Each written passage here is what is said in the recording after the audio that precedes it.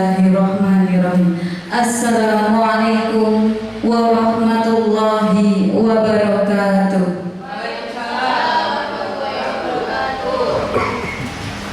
Yang kami hormati Ibu Heni Mujiati, Wakil Kurikulum SMP Negeri 1 Dawar Blandong. Yang kami hormati Bapak dan Ibu Guru SMP Negeri 1 Dawar Blandong. Pertama-tama, marilah kita panjatkan puja dan puji syukur kehadirat Allah Subhanahu wa Ta'ala, karena pada pagi yang cerah ini kita bisa berkumpul dalam acara diseminasi budaya positif oleh Ibu Anes Putri Alika. Agar acara berjalan lancar, marilah kita berdoa sejenak. Kami mohon Bapak Imam Supardi untuk membuka acara dengan doa. Kepada beliau kami persilakan.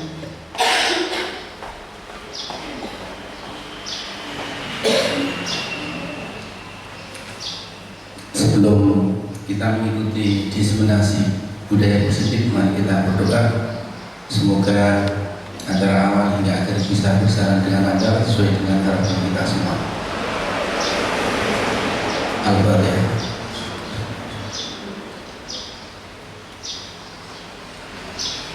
A'udzubillahi minasyaitonir rajim. Bismillahirrahmanirrahim. Allahumma shalli wa sallim ala sayyidina Muhammad walhamdulillahirabbil alamin. Ya Allah, ya Rahman, ya Rahim, ya Malik, ya Qudus, ya Salam, ya Mu'min, ya Rahim, ya Man la ilaha illa huwa alam yulad alam yakul lahu kufuwan ahad. Allahumma ya qadir al-hadiya Allahumma ya kafir Muhammad Allahumma ya kafir al-hadiya Allah ya sahih al-amr Allahumma ya mujib al-da'wat Allahumma ya arhamar rahimin. Rabbana ighfir lana wa li ikhwanina sabaquna bil iman wa la taj'al fi qulubina ghillan lil ladzina amanu.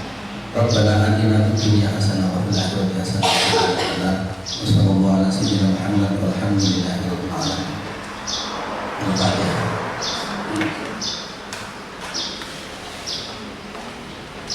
Terima kasih kami sampaikan kepada Bapak Imam Supardi.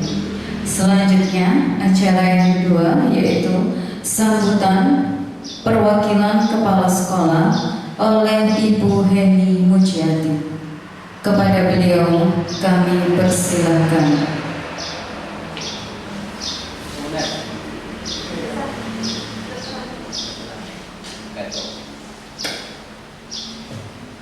Assalamualaikum warahmatullahi wabarakatuh.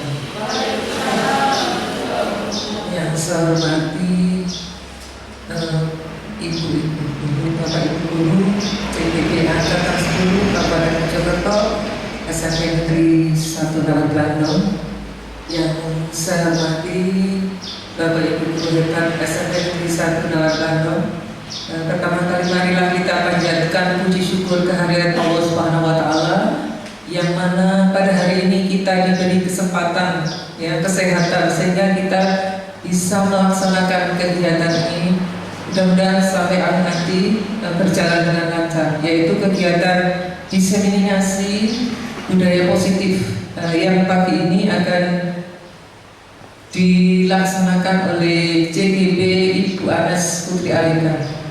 Dan di sini saya mewakili SMP Negeri 1 Dawar Blandong sebagai wakil kurikulum mengharapkan kepada ibu-ibu atau bapak ibu guru SMP Negeri 1 Dawar Blandong yang dalam hal ini merupakan CGB Angkatan 10 yang akan menjadi motor atau penggerak dari kita semua.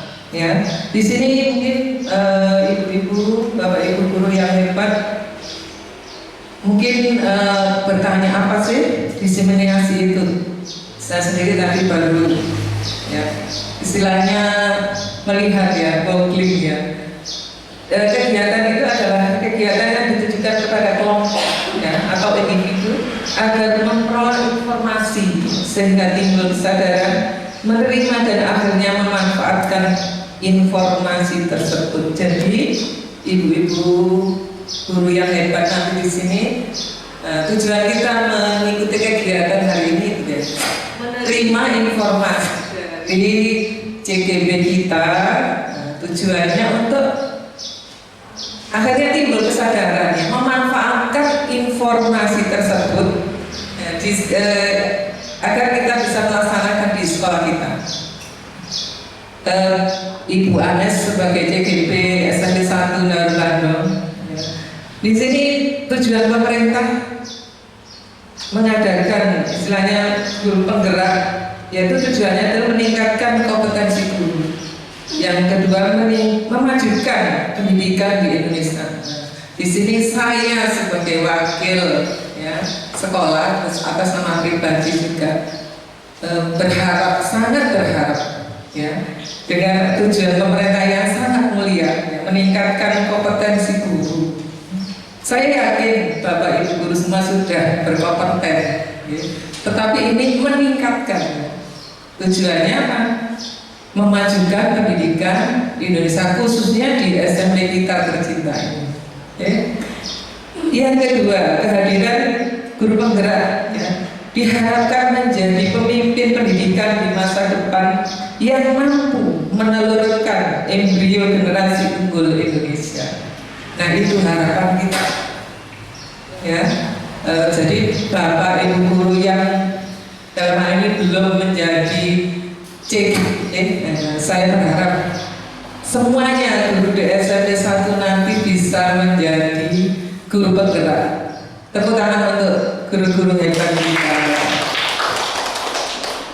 Dan nanti Ibu Anas bisa menularkan ya ilmu yang sudah diperolehnya selama ini, yang mungkin belum usai ya, tetapi di dalam perjalanan nanti kita akan mendapatkan manfaat dari apa yang sudah diperoleh dari Ibu Anes selaku CGB untuk menularkan ya apa sih itu budaya positif ya kepada teman-teman guru yang lain. Oleh karena itu mohon Bapak Ibu guru yang hadir di sini bisa selain mengikuti kegiatan ini dengan baik ya, dengan sukarela, dan nantinya bisa mengadaptasikan atau melanjutkan atau meneruskan dan melaksanakan di sekolah kita ini.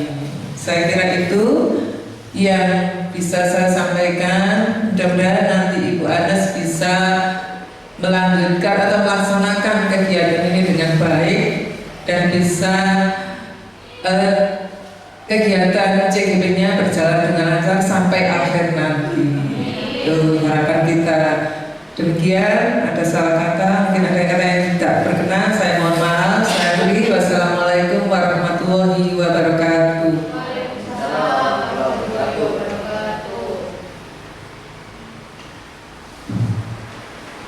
Terima kasih kami sampaikan kepada Ibu Heni Mujiati.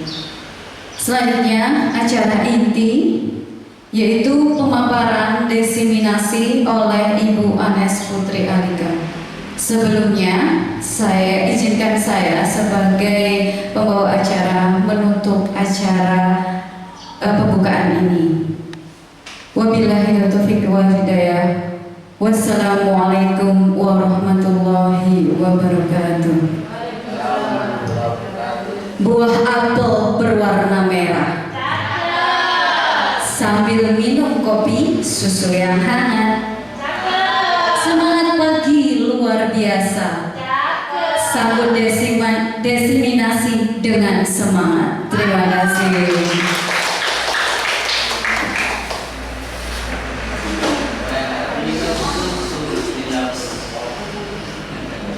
Assalamualaikum warahmatullahi wabarakatuh. Selamat pagi Bapak Ibu guru semua. Semangat ya. Semangat. Saya harap untuk kurang lebih 1 ke depan bisa di sini mengikuti paparan yang saya berikan. dengan tetap semangat sampai akhir ya. Di sini saya akan memaparkan. Jadi kita di sini sama-sama belajar ya Bapak Ibu ya. Tidak ada yang pintar atau lebih pintar di sini. Saya juga belajar, dengan semua juga belajar. Bedanya mungkin saya sudah mendapatkan materinya terlebih dahulu dan saya sedikit akan menularkan kepada panjenengan semuanya. Ya, ilmu itu sedikit, tapi kalau dibagi akan menjadi berkah, gitu ya. Nah, biar semangat, sembari kita merilekskan tubuh kita, bagaimana kalau kita yel-yelkan SMP kita? Ye, semangat ya. Seperti biasa, Spensada bisa dan pasti bisa, yes. Sekolah kita SMP Senior. Terima kasih, tepuk tangan untuk kita semuanya.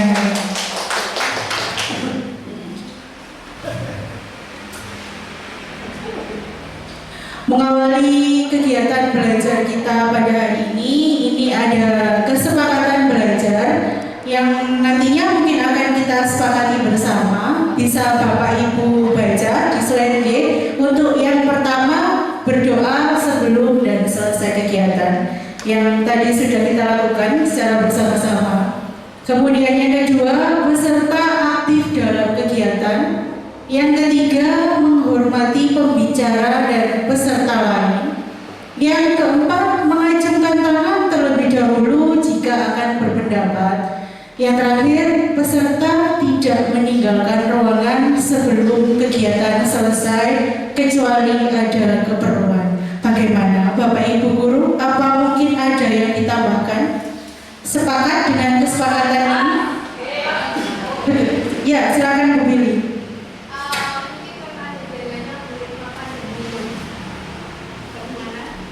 Karena di sini ada hidangannya, mungkin sambil memperhatikan Bu Anas presentasi, boleh makan dan Terima kasih Bu Billy atas tambahan kesepakatan kita hari ini. Tidak saya tulis di situ, namun kita sepakati bersama ya. Karena saya sudah menyiapkan makanan yang seadanya ya. Bapak Ibu ngapunten, monggo sambil dicemil tidak apa-apa selagi mendengarkan paparan yang saya berikan. Sepakat ya? Ada tambahan lagi mungkin? Baik, karena ada total 6 kesepakatan yang kita sepakati hari ini, boleh tepuk tangan 6 kali ya. Terima kasih. Materi kita yang pertama yaitu tentang disiplin positif dan nilai-nilai kebajikan universal. Tentunya Bapak Ibu di sini sudah akrab sekali yang namanya kata-kata disiplin. Pasti sudah erat sekali di kehidupan kita sehari-hari, terutama di sekolah ini. Menurut Bapak Ibu, apa sih makna kata disiplin itu? Mungkin di sini ada yang bisa menyampaikan. Disiplin. Menurut Bapak Ibu guru yang jenengan amati selama ini, disiplin itu nopo? Mungkin bisa apa, Budi, Pak Budi? Assalamualaikum warahmatullahi wabarakatuh. Jadi saya mau menanggapi tentang pertanyaan yang ada. Kalau menurut pemahaman kami bahwa disiplin itu adalah sesuatu yang dilakukan oleh setiap orang dalam hal melakukan apapun dengan tujuan untuk melakukan suatu sikap yang baik untuk diterapkan dalam sebuah kehidupan. Itu yang kami sampaikan menurut pendapat kami. Terima kasih Bapak Bu. Jadi menurut Bapak Bu ini disiplin adalah bagaimana bersikap sesuai dengan aturan di kehidupan kita. Barangkali ada yang mau berpendapat lagi Bapak Ibu? Bu Ida mungkin. Terima kasih. Kalau menurut saya yang namanya disiplin, saya setuju dengan pendapatnya Pak Bud ya. Jadi perilaku dari setiap manusia yang sesuai dengan aturan. Idealnya aturan itu kan sesuai dengan nilai-nilai Pancasila. Jadi kalau semua orang itu menerapkan nilai-nilai Pancasila di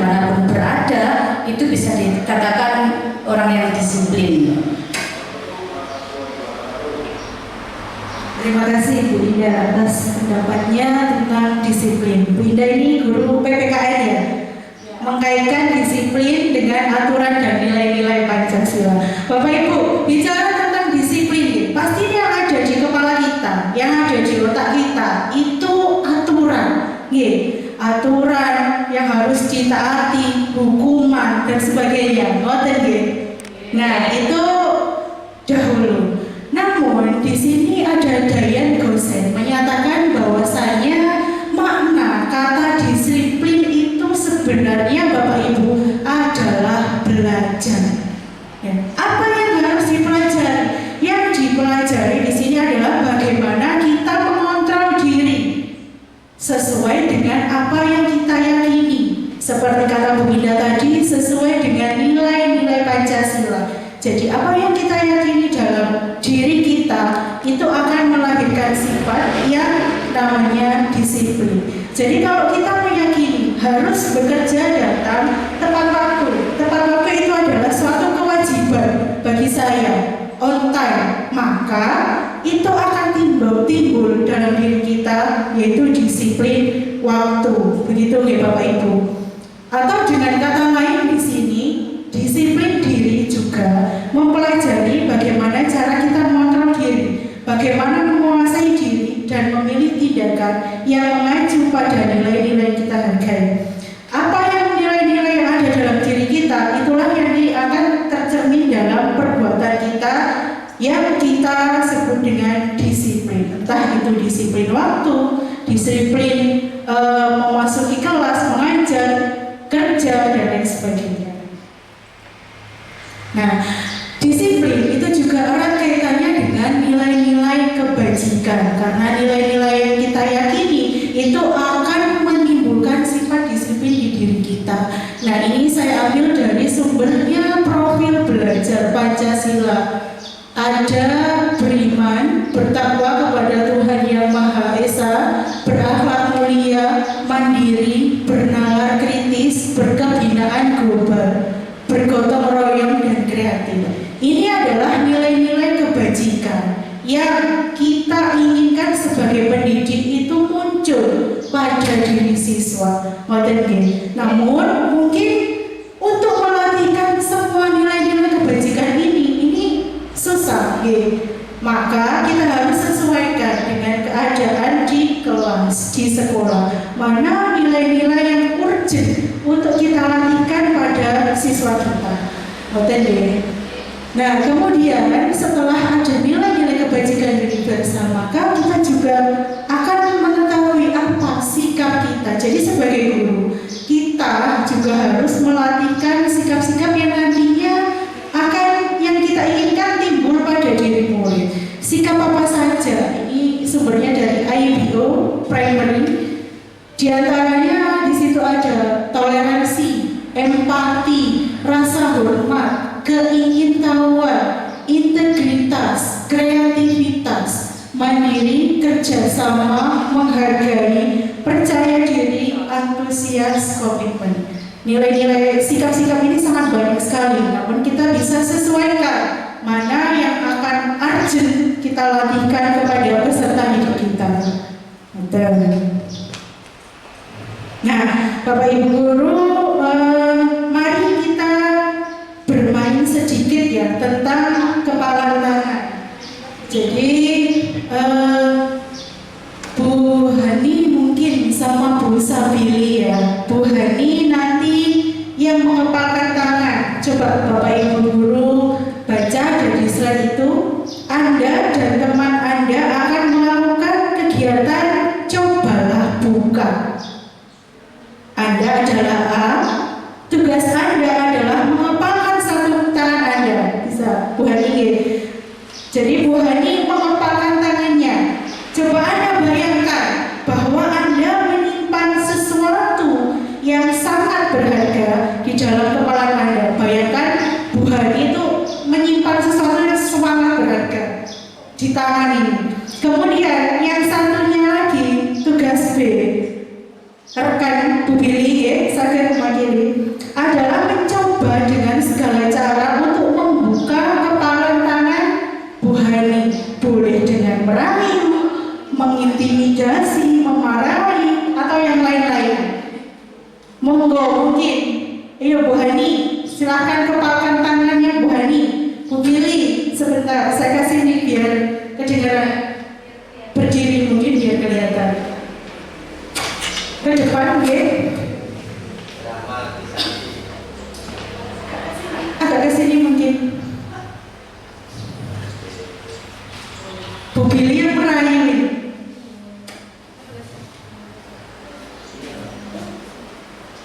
Bu Hani mengulurkan tangan. Saya yang dengan segala cara berusaha biar saya buka tangan. Dengan dikit-dikit mungkin. Boleh saya punya uang 1.000, apa boleh buka kepala tangannya? Itu berapa sih Bu harganya Bu? Berapa? Kan? Mau berapa? Apa ya harga yang saya punya ya yang melebihi Bu Hani? Mau HP? Laptop saya baru Bu, barangkali diganti sama laptop. Ini kan cuma kecil. Apa itu isinya Bu? Dibisikin dulu deh isinya, nanti saya ganti dengan sesuatu yang lebih. Ya apa Bu sesuatunya? Ngintip dikit lah, ngintip. Saya mau lihat saja, nggak saya minta, saya mau ngintip aja. Itu apa? Rahasia. Terima kasih. Boleh tepuk tangan untuk Bu Billy dan Bu Hani. Oke, Bapak Ibu, kalau kita amati dari yang dilakukan Bu Billy dan Bu Hani tadi di depan, Bu Hani mempunyai sesuatu yang sangat berharga di tangannya. Entah itu apa, saya juga tidak tahu. Nah, Bu Billy mencoba dengan segala cara agar bagaimana sih Bu Hani ini bisa membuka tangannya. Pertama, tadi dengan menggelitik, gak mempan ternyata. Diingkrek no, apa diingkrek no? Ya, diingkrek no tangannya Bu Billy. Kemudian yang kedua dengan cara merayu. Dengan dikasih uang 100.000, gak mau tetepan Bu Hani. Kemudian diijoli dengan HP, tetap gak mau. Ditukar dengan laptop, tetap gak mau. Akhirnya sudah kehabisan cara. Ternyata sampai titik darah penghabisan, Bu Hani tidak mau menyerahkan apa yang ada di tangannya itu, Bapak Ibu guru. Jadi ini bisa kita sambungkan dengan materi kita. Nih, pertanyaan yang pertama, apakah Bu Hani ini membuka kepala tangannya? Tidak ya tadi ya. Alasannya apa? Bu Hani yang tahu alasannya apa kok tidak mau membuka tangannya, saking berharganya. Kemudian ini kalau membuka alasannya apa? Dalam kegiatan ini sesungguhnya siapa yang memegang kendali atau kontrol untuk membuka dan menutup kepala tangan? Kira-kira siapa Bapak Ibu di sini? Posisi Bu Billy dan Bu Sabili tadi. Bu Billy dan Bu Hani. Bu Hani. Ternyata Bapak Ibu selama ini kita itu sering miskonsepsi dengan posisi kontrol yang kita punya sebagai pendidik. Yang pertama, ilusi guru mengontrol murid seperti yang dilakukan Bu Billy dan Bu Hani tadi. Ternyata orang lain itu kesusahan dalam mengontrol apa yang ada dalam diri kita. Yang pertama seperti ini, ilusi guru mengontrol murid. Bapak Ibu, kita ini hanya guru dan murid. Bicara tentang kodrat, kita itu sama. Kita memiliki kodrat alam yang sama dengan murid kita. Apalagi kodrat zaman sama. Bedanya apa? Bedanya mungkin di umur, pengetahuan. Kita sudah tahu lebih dahulu dan pengalaman. Semuanya sama. Kita memiliki akal, murid kita juga memiliki akal. Jadi ilusi bahwasanya guru itu dapat mengontrol murid. Yang kedua, ilusi bahwa semua penguatan positif, efektif dan bermanfaat. Bapak Ibu guru di sini pasti sering kan memberi motivasi kelas. Dengan memberi kata-kata yang positif. Kalau saya di guru IPA itu biasanya saya sering menyelipkan di mata pelajaran. Misalkan pada pembelajaran aditif, anak-anak jangan merokok karena merokok ini dapat merusak kesehatan dan lain-lain. Saya beri kata-kata motivasi. Masa depan kita masih panjang, jangan merusak diri kita dan sebagainya. Namun hal ini itu ternyata tidak semua bisa diterima oleh murid kita. Yang dapat menerima adalah dia yang meyakini bahwasanya merokok itu memang tidak baik untuk kesehatan. Bagi mereka yang tidak meyakini, tidak mempan. Meskipun setiap hari kita memberikan motivasi seperti itu. Jadi ilusi bahwa semua penguatan positif itu efektif. Tidak mesti efektif ya Bapak Ibu. Yang ketiga, ilusi bahwa kritik dan membuat orang merasa bersalah itu dapat menguatkan karakter. Nah, Bapak Ibu di sini kritik itu bisa jadi membangun, namun bisa menjadi bumerang. Kritik di sini hanya diperuntukkan bagi orang-orang yang open mind, bisa membuka diri. Namun bagi mereka yang susah untuk menerima kritik, ini malah justru menjadi bumerang, malah mangkel, malah makin nakal dan sebagainya. Karena kritikan itu dia merasa tersinggung. Kenapa kok guru ini seperti ini? Jadi kurang efektif sebenarnya. Ilusi ya Bapak Ibu. Yang terakhir, ilusi bahwa orang dewasa memiliki hak untuk memaksa kita sebagai pendidik yang lebih dewasa dari murid kita. Ternyata tidak bisa memaksa hak yang murid inginkan. Apa yang kita sampaikan belum tentu dapat diterima semuanya oleh murid kita. Apa yang mereka yakini saja yang diterima. Kalau mereka tidak meyakini, tidak akan diterima. Atau mungkin begini Bapak Ibu, mereka melakukan apa yang kita sampaikan, namun sebenarnya itu tidak sesuai dengan apa yang mereka yakini. Jadi terpaksa, maka seketika itu kita gagal sebagai pengontrol Bapak Ibu. Itu. Nah, ini perubahan paradigma dari stimulus respon ke teori kontrol. Teori kontrol ini adalah pada saat ini. Jadi sebenarnya teori kontrol ini adalah stimulus respon yang diperbaharui menjadi lebih baik. Seperti misalnya yang pertama, menurut stimulus respon, realitas atau kebutuhan kita itu sama. Tidak ya Bapak Ibu. Menurut teori kontrol, ternyata realitas kebutuhan setiap murid kita itu berbeda. Tidak ada murid yang mempunyai kebutuhan yang sama, pasti berbeda. Kemudian yang kedua, setiap orang melihat hal yang sama. Menurut teori kontrol, setiap orang memiliki gambaran berbeda. Saat kita melihat pensil yang ada di pikiran kita sama di pikiran murid kita akan berbeda, tidak mungkin berpikir dengan hal yang sama. Kemudian kita mencoba mengubah agar orang berpandangan sama dengan kita. Menurut teori kontrol, kita berusaha memahami pandangan orang lain tentang dunia. Yang keempat, menurut stimulus respon, perilaku buruk dilihat sebagai suatu kesalahan. Namun pada teori kontrol, semua perilaku memiliki tujuan. Pada dasarnya setiap murid kita saat melakukan sesuatu itu pasti mereka punya tujuan. Tidak ada sesuatu yang dilakukan tanpa sebab. Orang bisa mengontrol saya menurut stimulus respon, tapi kalau menurut teori kontrol hanya Anda yang bisa mengontrol diri Anda sendiri. Saya bisa mengontrol orang lain menurut stimulus respon. Menurut teori kontrol, Anda tidak bisa mengontrol orang lain dan sebagainya. Ini perubahan paradigma, jadi mengubah stimulus dahulu menjadi teori kontrol saat ini.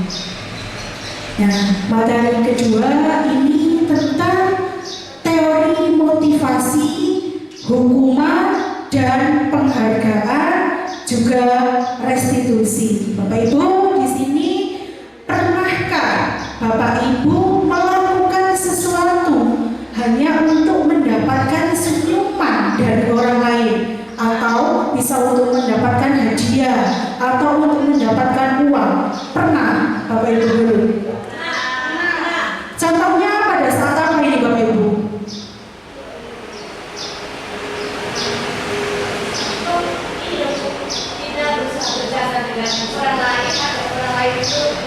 Oh betul, kita itu kadang nggak mau untuk bercanda, dari rumah sudah suntuk, anaknya rewel, tapi di sekolah ketika ketemu dengan rekan kerja, kita terpaksa harus senyum, ya. Jadi padahal kita tidak mau, ternyata kita harus senyum kepada rekan-rekan kerja kita. Begitu juga saat kita mungkin mulai mengajar di kelas, Bapak Ibu. Ketika kita ada masalah di rumah, di tempat kerja dan lain, kita saat masuk ke kelas posisi sudah harus senyum, ya. Jadi kita berusaha mengesampingkan semua ego kita itu. Jadi pernah ya Bapak Ibu untuk mendapatkan hadiah. Biasanya pada waktu kita kecil dulu, kita belajar biar bisa ranking 1. Tujuannya apa? Biasanya dijanjeni sama orang tuanya, mau diberikan HP misalkan, mau diberikan laptop, itu motivasi. Saya dulu soalnya kecil gitu. Murid kita mungkin juga demikian.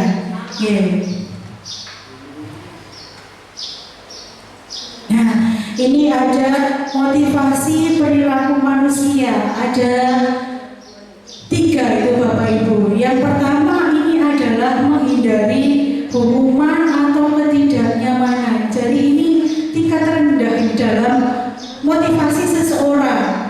Yang kedua, setingkat di atasnya, yaitu memperoleh penghargaan.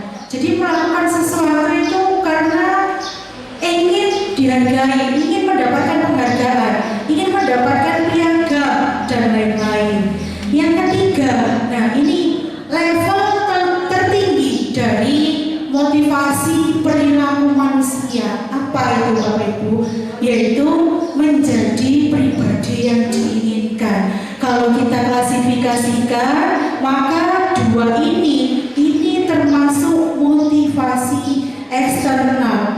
Bukan berarti tidak boleh, boleh-boleh saja. Namun motivasi eksternal ini sifatnya terbatas, ada jangka waktunya, pendek biasanya. Seketika dia sudah mendapat apa yang dia inginkan, maka sudah motivasinya sudah hilang. Jadi kalau kita ingin memberikan motivasi kepada anak didik kita yang tujuannya untuk jangka waktu yang panjang, 2 ini mungkin kurang tepat. Nah, yang kita harapkan ada di peserta didik kita ini yaitu yang nomor 3 ini, yang level tertinggi. Jadi menjadi pribadi yang diinginkan. Motivasinya berasal dari dirinya sendiri untuk berubah. Kalau motivasi itu sudah berasal dari dirinya sendiri, otomatis pada selamanya dia akan melakukan hal tersebut tanpa disuruh. Kalau dia mempunyai motivasi sholat itu adalah kewajiban, maka setiap waktu tanpa disuruh, tanpa diaba-aba akan melakukan sholat 5 waktu. Belajar adalah suatu kewajiban, maka tanpa disuruh murid juga akan belajar.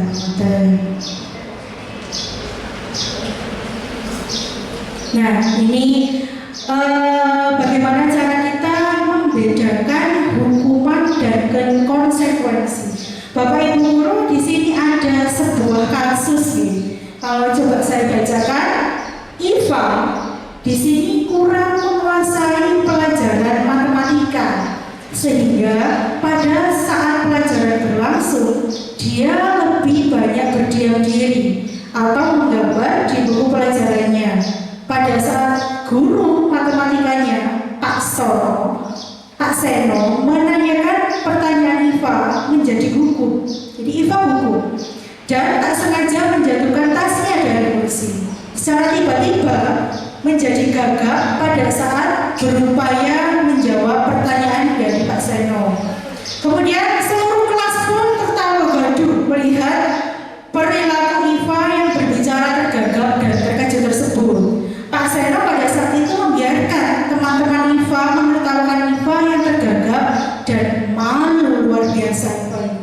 dan malahan meminta IFA untuk maju ke depan dan berdiri di depan kelas sambil menunjuk hidungnya karena tidak mampu menjawab pertanyaan dari Pak Senior. Bisa dicermati ya kasus ini ya. Jadi IFA ini kurang paham pelajaran matematika, namun seketika itu gurunya malah menjatuhkannya di depan siswa-siswanya. Jadi dia sangat merasa malu. Nah, dari kasus tersebut Bapak Ibu, kira-kira yang nomor 1, apakah Anda setuju dengan tindakan Pak Seno terhadap IFA? Setuju nggak Bapak Ibu? Yang Pak Seno tadi malah menunjuk-nunjuk hidungnya IFA sehingga semua teman sekelas menjadi tertawa. Setuju, voter. Yang kedua, menurut Anda tindakan Pak Seno terhadap IFA adalah sebuah hukuman atau konsekuensi Bapak Ibu? Hukuman. Kenapa hukuman? Karena di sini menimbulkan perasaan atau hal yang tidak nyaman bagi IFA. IFA dampaknya akan menjadi malu, minder, dampak jangka waktunya mungkin IFA akan benci sama Pak Seno, sama teman-teman sekelasnya. Ngoten Bapak Ibu. Nah, dari kasus IFA tersebut, maka kita dapat membedakan hukuman, konsekuensi, dan restitusi. Apa sih hukuman itu? Hukuman itu adalah paksaan melakukan tindakan karena melanggar aturan. Jadi, hukuman ini sifatnya adalah paksaan, seketika, tidak terencana, langsung. Pada saat siswa tidak mengerjakan tugas, push up, angkat kaki, ya seperti itu hukuman. Kemudian kalau konsekuensi itu adalah sebuah kesukarelaan melaksanakan efek dari perbuatan yang melanggar kesepakatan aturan. Jadi pada konsekuensi ini sudah ada aturan sebelumnya yang dilanggar oleh siswa, sehingga siswa secara sukarela melaksanakan konsekuensi dari perbuatan yang sudah ia langgar. Misalnya, terlambat masuk kelas pada saat pergantian jam. Konsekuensinya apa? Mengganti 10 waktu yang ditinggalkan itu setelah bel jam pulang. Konsekuensinya seperti itu. Jadi seketika guru tidak perlu mengingatkan lagi, siswa sadar terhadap konsekuensi yang harusnya dia lakukan karena dia melanggar. Nah, yang restitusi itu adalah sebuah kesadaran akan kesalahan dan kemudian murid ini disuruh merumuskan sendiri solusi dari perbuatannya tersebut. Jadi bedanya ini, kalau pada hukuman ada paksaan, kalau konsekuensi siswa secara sukarela karena sudah ada aturan sebelumnya. Kalau restitusi ini adalah bagaimana cara menumbuhkan kesadaran bagi siswa dan kemudian siswa yang merumuskan sendiri bagaimana cara atau solusi terhadap perbuatan yang telah ia lakukan. Tidak ada guru menyarankan, siswanya sendiri secara inisiatif.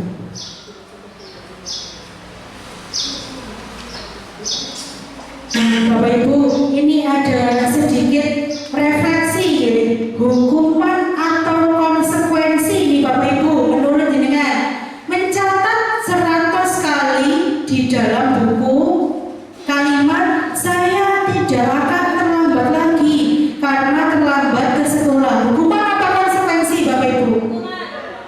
Hukuman atau konsekuensi? Mencatat 100 kali di dalam buku kalimat saya tidak akan terlambat lagi karena terlambat sekolah. Hukuman atau konsekuensi?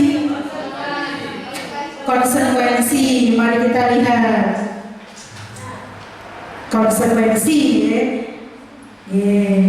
Yang kedua, lari mengelilingi lapangan basket 2 kali karena terlambat hadir ke sekolah. Ini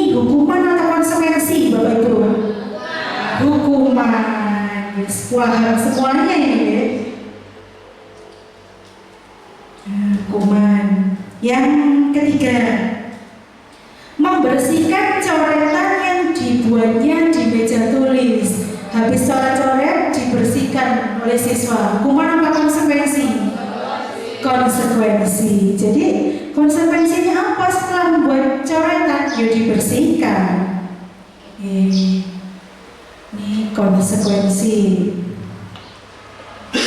Yang keempat, murid diminta untuk push up 15 kali karena tidak menggunakan sepatu hitam ke sekolah. Hukuman apa konsekuensi, Bapak Ibu?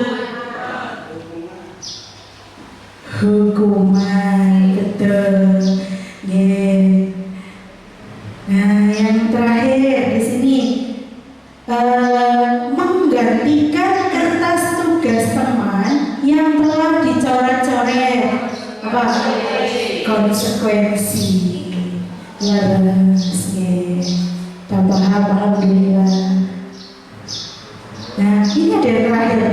Berjemur di lapangan basket pukul 12 siang karena mengobrol dengan teman. Apa? Nah, mari kita lihat hukuman. Nah, ini ada yang unik ini Bapak Ibu, dihukum oleh penghargaan. Ya, sesuai yang mungkin sedikit saya singgung sebelumnya. Jadi ini ada suatu yang dikatakan oleh Alvin Conning. Saat kita berulang kali menjanjikan hadiah kepada anak-anak agar berperilaku bertanggung jawab, atau kepada seorang murid agar mempelajari sesuatu yang buruk, atau kepada seorang karyawan agar melakukan pekerjaan yang berkualitas, sesungguhnya itu kita sedang berasumsi bahwasanya mereka tidak dapat melakukannya. Maklum ya Bapak Ibu, atau mereka tidak akan memilih untuk melakukannya. Jadi sebenarnya Bapak Ibu guru, saat kita memberikan suatu penghargaan kepada murid kita, itu hanya berefek pada jangka pendek. Kenapa kita sampai memberikan iming-iming berupa penghargaan? Sesungguhnya kita tidak sebegitu percaya dengan murid kita. Hari ini, lek gak tak janjeni hadiah, pasti gak akan belajar. Pasti ulangannya dikerjakan seenaknya.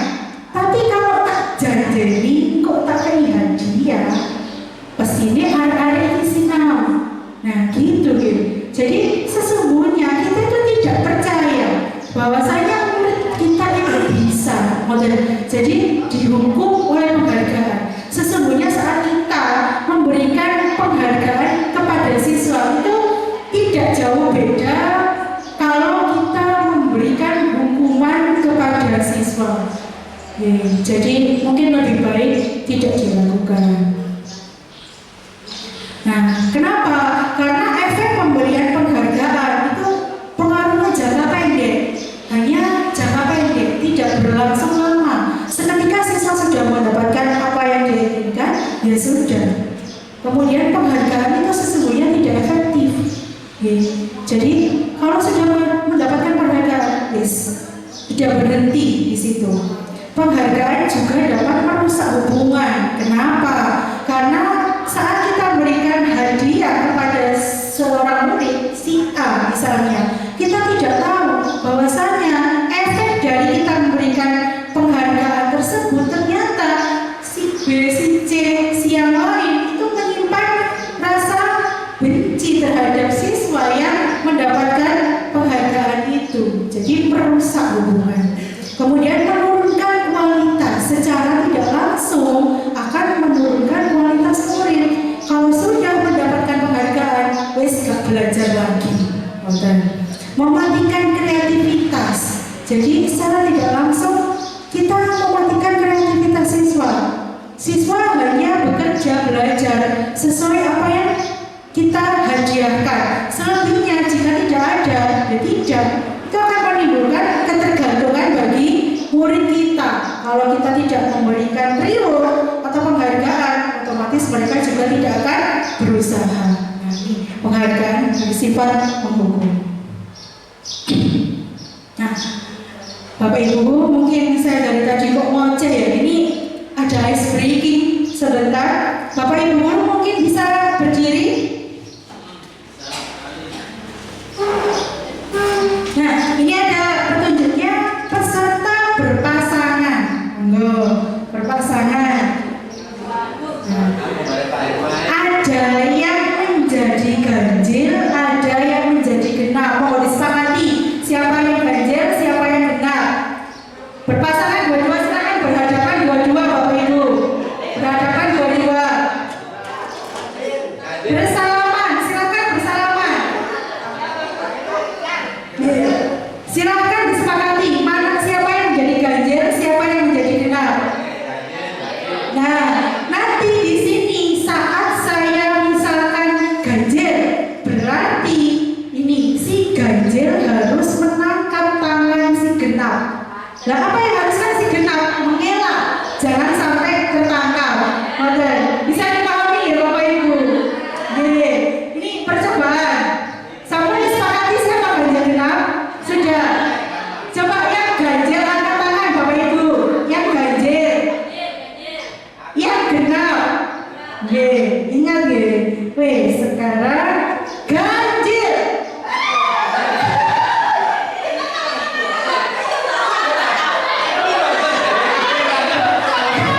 Lagi bersalaman lagi Bapak Ibu, bersalaman. Ganjil lagi.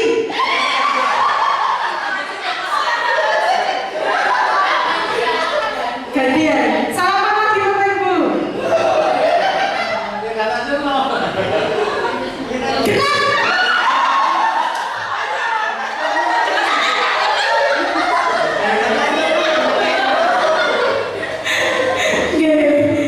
Lagi.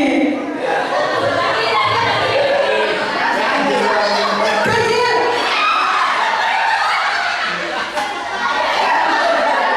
Iya baik, terima kasih Bapak Ibu.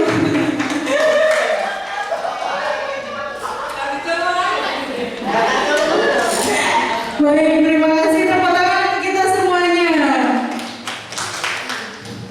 Sama lagi, balik fokus lagi ya. Oke, ini sudah masuk materi kita yang ketiga, yaitu tentang keyakinan kelas. Apa sih keyakinan kelas itu? Nah, mengapa keyakinan kelas? Mengapa kok tidak peraturan kelas? Sebelum menjawab pertanyaan ini Bapak Ibu, mari kita coba amati dulu yang ada di sebelah kanan itu. Ya, yang pertama, mengapa kita memiliki peraturan tentang penggunaan helm pada saat mengendarai kendaraan roda 2 atau motor? Jadi di lalu lintas itu kan ada peraturan gitu, harus memakai helm. Kalau tidak maka biasanya kena tilang. Kira-kira menurut Bapak Ibu, alasan apa yang membuat mendasari peraturan ini? Mengapa kok pengendara roda 2 ini disuruh memakai helm saat mengendarai kendaraan? Menurut Bapak Ibu alasan apa? Keselamatan.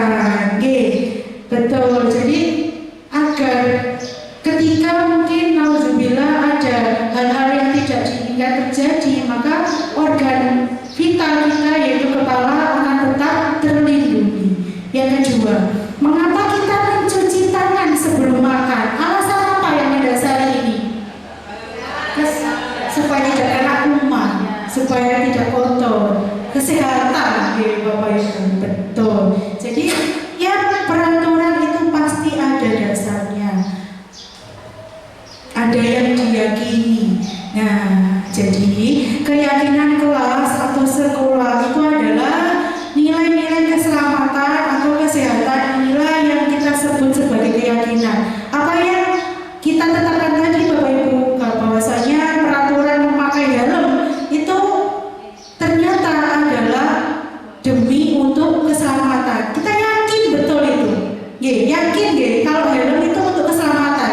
Maka kalau kita sudah yakin secara tidak langsung, pasti kita selama bepergian pasti akan memakai helm. Tapi kalau kita tidak yakin, pasti kita tidak menggunakan helm. Nah, itu yang disebut dengan keyakinan. Kedepannya kita inginkan seperti itu, tidak hanya peraturan atau sebuah kesepakatan, namun itu menjadi keyakinan yang harapannya outputnya kita tanpa disadari akan melakukan hal tersebut secara terus-menerus dan berkelanjutan. Nah, prosedur pembentukan keyakinan kelas atau sekolah. Nih, pengertiannya, keyakinan adalah nilai-nilai kebajikan universal yang disepakati secara tersirat dan tersurat, lepas dari latar belakang suku, negara, bahasa maupun agama. Jadi apa yang kita yakini itu yang akan menjadikan sebuah keyakinan. Nah, prinsip dari pembentukan kelas yang pertama, pernyataan keyakinan kelas senantiasa dibuat dalam bentuk positif. Dan jadi kalimat dalam keyakinan kelas ini kalimat-kalimat yang positif, tidak ada kata tidak, jangan. Itu sebisa mungkin kita dilakukan. Jadi misalkan jangan membuang sampah sembarangan, kita ganti menjadi apa Bapak Ibu? Buanglah sampah pada tempatnya. Jangan berkata kotor. Nah, bisa kita ganti apa Bapak Ibu? Berkatalah yang baik. Semua warga kelas yang kedua prinsipnya hendaknya ikut berkontribusi dalam pembuatan keyakinan kelas lewat kegiatan curah pendapat. Yang namanya keyakinan kelas, kalau Bapak Ibu guru dan sendiri yang meyakinkan, maka itu bukan keyakinan kelas lagi Bapak Ibu, itu keyakinan diri. Jadi kalau kita ingin membuat keyakinan kelas, keyakinan itu harus diyakini oleh semua anggota kelas. Begitu juga dengan keyakinan sekolah.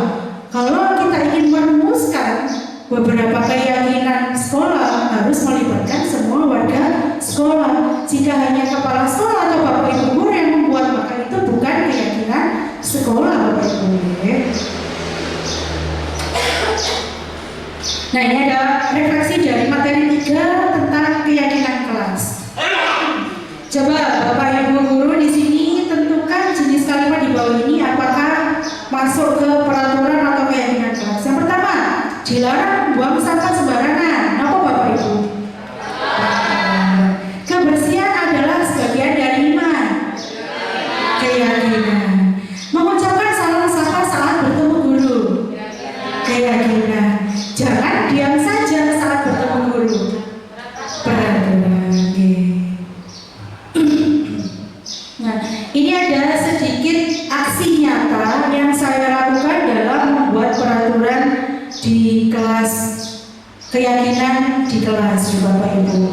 Yang pertama mungkin saya mensosialisasikan dulu bagaimana keyakinan kelas itu apa, mengapa bergeser dari peraturan kesepakatan menjadi keyakinan kelas. Kemudian siswa saya suruh semuanya menulis apa yang dia yakini dalam diri mereka, kemudian ditempel dan kita mengklasifikasikan. Biasanya siswa ada yang menulisnya sama, kita klasifikasikan, kemudian kita sepakati menjadi poin-poin yang akan kita laksanakan bersama-sama di kelas. Kemudian setelah itu kita bisa tempelnya di tempat-tempat yang strategis yang ada di kelas, misalkan di pintu, di sisi kanan kiri papan. Tujuannya apa? Agar terlihat, kemudian kita tidak lupa apa yang menjadi keyakinan kita di dalam kelas.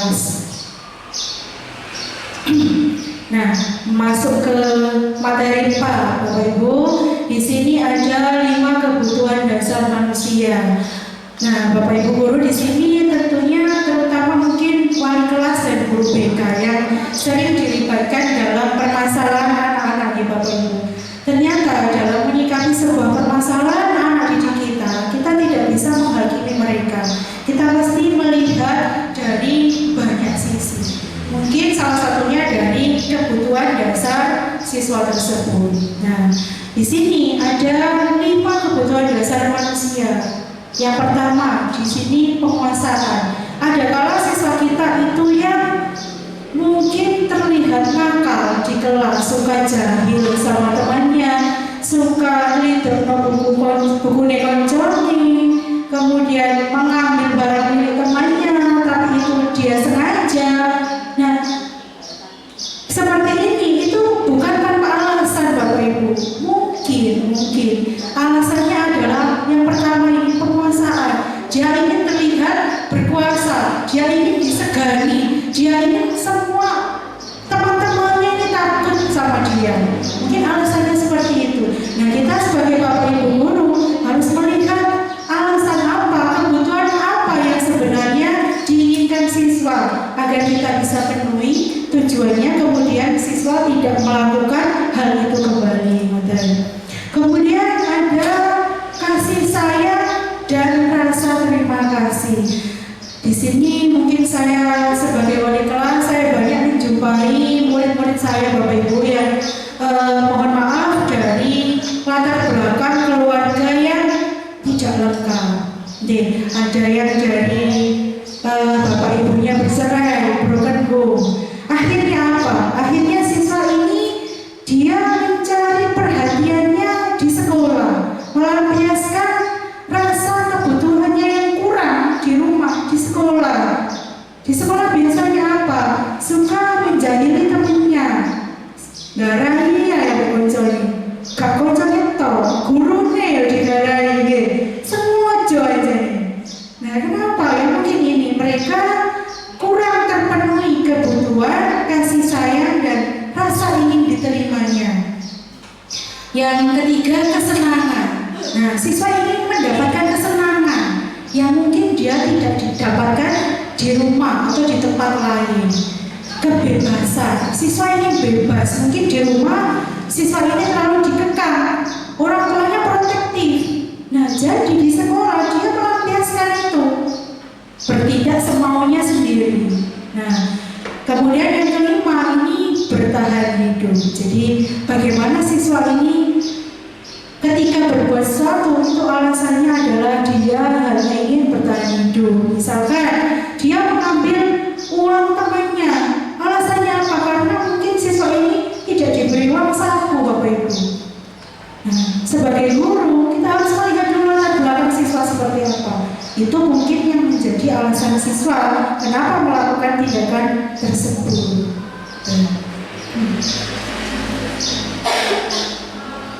Nah, di sini ada suatu pertanyaan, Ibu Ambar, guru wali kelas di kelas 2A di SD Pelita Hati sedang bingung menghadapi ulah salah satu muridnya di kelas yaitu Doni.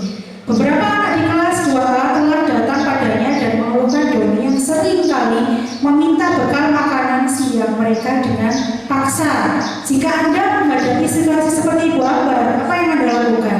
Dan menurut Bapak Ibu guru, kira-kira apa alasan Doni melakukan hal itu? Kira-kira Bapak Ibu, alasan Doni melakukan hal ini itu apa? Dikaitkan dengan 5 kebutuhan dasar manusia tadi. Kebutuhan dasarnya belum terpenuhi. Iya, jadi mungkin kebutuhan dasarnya Doni ini belum terpenuhi, sehingga apa?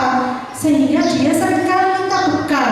Mungkin saja ibunya di rumah bekerja tidak sempat membawakan bekal sama Doni ini. Akibatnya apa? Di sekolah sering minta-minta sama temannya. Jadi kebutuhan ini yang mungkin kita kuatkan pada diri siswa tersebut. Ini 5 posisi kontrol pada guru. Posisi kontrol guru ini sangat erat kaitannya dengan pekerjaan kita sebagai pendidik di sekolah ini. Bahwasannya ada 5 posisi kontrol guru yang mungkin seringkali kita terapkan pada siswa kita. Yang pertama adalah sebagai penghukum. Nah, ini level terendah sendiri. Setingkat di atasnya adalah sebagai pembuat merasa bersalah, kemudian sebagai teman, sebagai pemantau, dan sebagai manajer. Diharapkan ini kita guru adalah bisa menjadi posisi manajer. Penjelasannya ini Bapak Ibu. Posisi kontrol penghukum. Nah, ini kan tindakan fisik atau verbal atau impromptu. Jadi menghukum ini dia bisa berupa fisik, push up, lari keliling lapangan, hormat bendera apabila siswa melanggar, atau juga bisa berupa kata-kata verbal. Tidak melulu tentang hukuman fisik, itu hukuman. Kemudian membuat rasa bersalah, ini biasanya dilakukan dengan cara menyinggung, membuat siswa ini merasa bersalah dengan kata-kata yang tajam. Nah, biasanya dengan apa ini membuat rasa bersalah? Bagaimana Bapak Ibu kita menumbuhkan membuat rasa bersalah pada siswa ini? Bagaimana? Nah, gimana? Biasanya kalau menghukum itu kan langsung memberikan tindakan. Kalau membuat rasa bersalah bagaimana? Gimana Pak Hanifah? Oh Pak Hanifah ini yang guru BK ini. Bagaimana Pak Hanifah?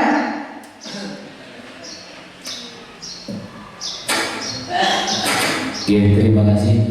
Untuk fasilitator guru yang biasanya kadang sering kita salah melakukannya, terutama saya juga kadang tidak terkontrol pada posisi pembuat rasa bersalah, kadang itu kata menyindir. Nah, seringkali kita tidak sadar bahwasanya menyindir dan membandingkan itu padahal niat kita membandingkan untuk kebaikan dia, tapi karena kita kurangnya kontrol, akhirnya anak tidak menjadi lebih baik, malah karena sudah dibandingkan, ya usia posisiku seperti ini, jadi lebih buruk daripada yang kita bayangkan. Jadi seperti itu. Terima kasih Pak Hanifah atas pendapatnya. Jadi benar ya Bapak Ibu, menyinggung ini dengan kata-kata yang biasanya membuat siswa ini merasa tersindir, apalagi biasanya dibarengi dengan kata-kata membandingkan dengan siswa yang lain, dibandingkan sama siswa yang lebih pintar, ya jelas beda, Kemudian posisi sebagai teman, mengontrol dengan cara persuasi atau humor. Ayolah ini humor bisa. Ayolah, masuk di sini wali kelas, gitu sebenarnya. Dengan kata-kata sebagai teman, pemantau, berpedoman pada peraturan dan konsekuensi yang harus dilakukan. Jadi kalau pemantau ini sudah berdasarkan aturan, ayo, kalau kamu gini, peraturannya kemarin gimana? Harusnya kamu gimana? Nah ini manajer, nah ini kita diharapkan sebagai guru itu bisa memiliki posisi kontrol sebagai manajer, yaitu tujuannya adalah membangun kesadaran siswa dan mendorong adanya solusi. Jadi seketika kita berperan sebagai manajer, maka kita sudah otomatis melakukan restitusi di dalamnya. Bapak Ibu, ini ada sedikit video.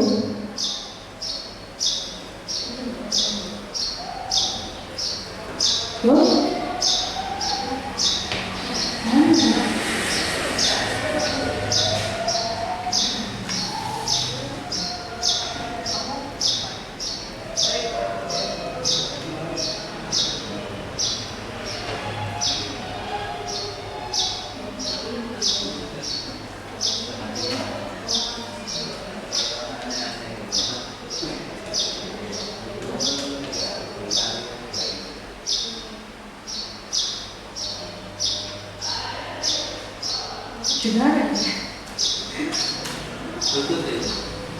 Apa? Bluetoothnya sudah nyambung.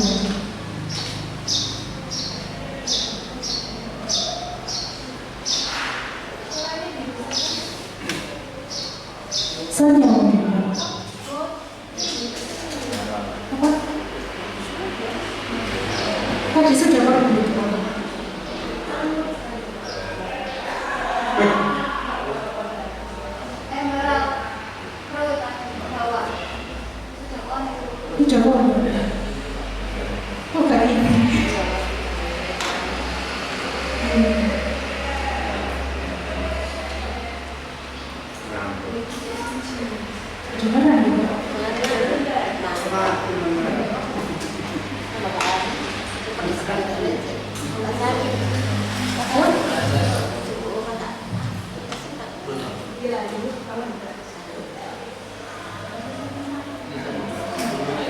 Ini kan slide berikutnya.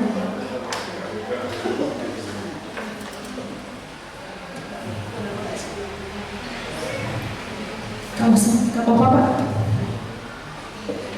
Kapunten Bapak Ibu Guru ya, mungkin ini ada kesalahan teknisnya, mungkin ini bisa kita skip saja untuk videonya. Nanti kalau Bapak Ibu Guru mau bisa saya share ke WA panjenengan semuanya ya. Jadi ini videonya menjelaskan tentang perbedaan bagaimana posisi kontrol guru. Yang pertama tadi ada penghukum, pembuat merasa bersalah, kemudian sebagai teman, pemantau, dan manajer.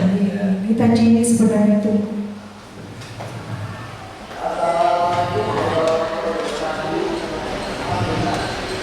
Nah, ini langsung ke materi kita yang terakhir, yaitu yang sangat penting sebenarnya. Ini adalah tentang segitiga restitusi. Bapak Ibu, ini ada penjelasan tentang segitiga restitusi. Jadi intinya restitusi ini adalah membangun kesadaran siswa melalui kegiatan menstabilkan identitas siswa. Harapannya siswa ini akan dengan sadar tanpa terpaksa menyadari tindakannya yang melanggar peraturan, dan siswa mencari sendiri solusi permasalahan dari apa yang sudah dia lakukan. Ya, di sini sudah dijelaskan tahapan-tahapan dari segitiga restitusi. Yang pertama di sini adalah menstabilkan identitas. Jadi Bapak Ibu, pada murid kita harus, yang pertama langkah kita saat melakukan restitusi, stabilkan dulu identitas siswa. Dengan apa nih? Setiap orang pasti pernah melakukan kesalahan. Kamu bukan satu-satunya yang pernah melakukan kesalahan itu. Kita beri penguatan. Oh, ternyata gak kamu toh yang pernah melakukan tindakan kesalahan. Dari situ siswa merasa tidak tersinggung, ya. Siswa merasa dihargai. Kemudian akan tumbuh kesadaran dari siswa. Oh, iya seperti itu. Nah, selanjutnya adalah validasi tindakan yang salah.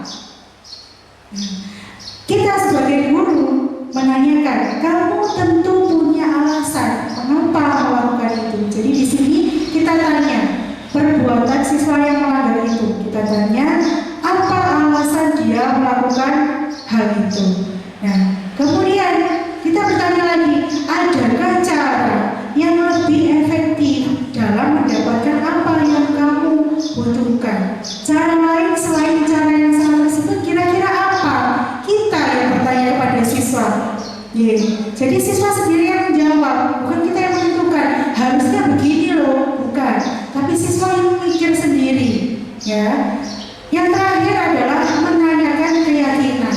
Apakah yang dia lakukan ini sudah sesuai dengan keyakinan?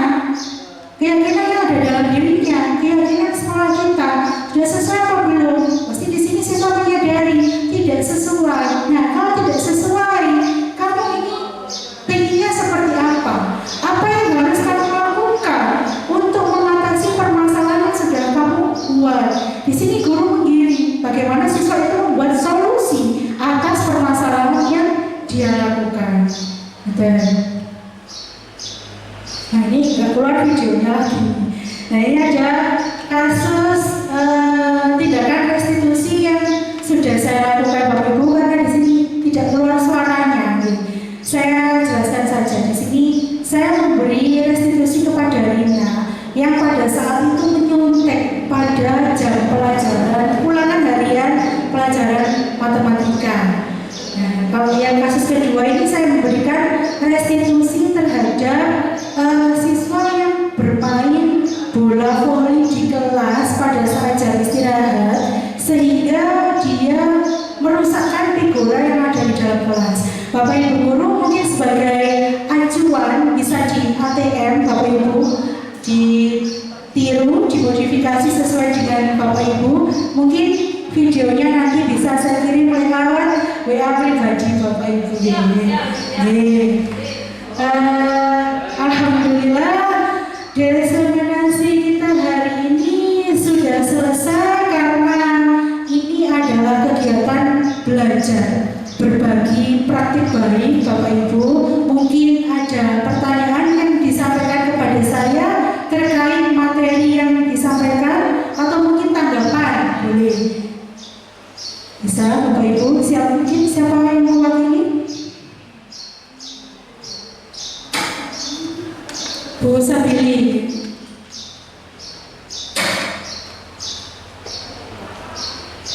Saya tertarik dengan tema restitusi. Nah, dari restitusi tadi kan ada 3 tahapan. Kita sering mungkin melakukan hal itu, tapi kita tidak tahu, oh ternyata itu adalah restitusi. Nah, tapi ternyata apa yang kita lakukan itu belum secara keseluruhan. Nah, apakah boleh kita melakukan misalnya hanya memvalidasi kesalahan dan menaikkan keyakinan itu sudah dikatakan sebagai restitusi apa belum? Terima kasih atas pertanyaan baiknya Ibu Sabili. Bahwasanya saya singgung kembali, restitusi tadi ada 3 tahapan ya Bapak Ibu. Yang pertama adalah menstabilkan identitas, yang kedua adalah validasi tindakan yang salah, yang ketiga adalah menanyakan keyakinan. Yang ditanyakan Ibu Sabili tadi, selama ini saya juga sama kayak jenengan baru mendengar istilah restitusi ketika mengikuti CGP ini.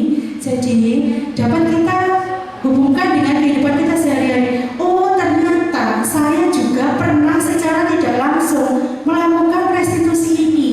Ya, seperti yang ditanyakan Ibu Sabili, apakah boleh melakukan restitusi dengan tidak melakukan ketiga tahapan itu, hanya satu tahapan saja.